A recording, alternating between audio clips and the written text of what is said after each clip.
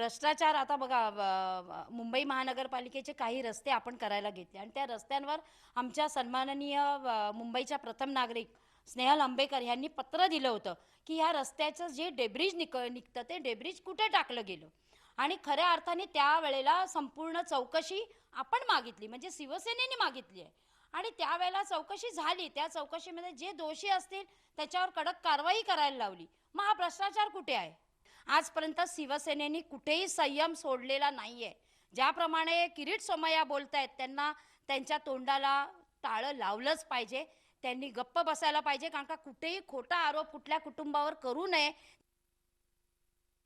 बऱ्याच वेळेला असं होतं की किरीट सोमय्या बोलतात आणि मग नंतर त्यांचे वरिष्ठ सांगतात की ते त्यांचं मत असेल, आमचं नाही. त्यामुळे पहिलं आधी ते पण चेक करायला हवं की पक्क भारतीय जनता पार्टी पक्षाचं मत आहे का. कारण किरीट सोमय्या पण हे एक लोकप्रतिनिधी आहेत आणि खासदार. त्यामुळे मला असं वाटतं बेताल बोलण्यामध्ये किरीट सोमय्याचा हात कोण धरू शकत नाही. त्यामुळे त्यांच्या त्या बोबड गीताला किंवा बोबड बोलण्याला फारसं आम्ही तर मत हे देत नाही. आणि किरीट नाही, हे सर्किट सोमय्या आहेत. झी 24 तास रहा एक पाऊल पुढे.